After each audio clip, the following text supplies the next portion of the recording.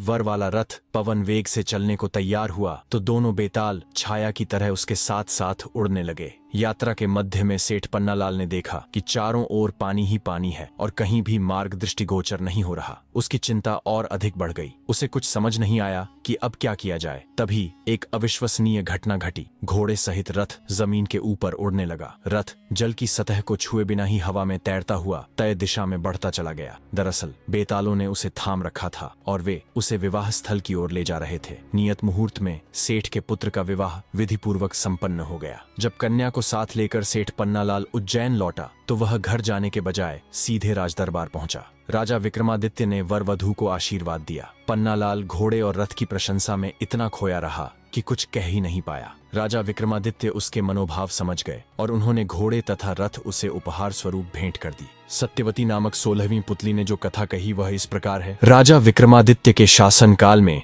उज्जैन नगरी का यश चारों ओर फैला हुआ था। एक से बढ़कर एक विद्वान उनके दरबार की शोभा बढ़ाते थे और उनकी 9 विद्वानों की एक समिति थी जो हर विषय पर राजा को परामर्श देती थी तथा राजा उनके परामर्श के अनुसार ही राजकाज संबंधी निर्णय लिया करते थे। एक बार ऐश्वर्य पर बहस छिड़ी तो मृत्युलोक की भी चर्चा हुई।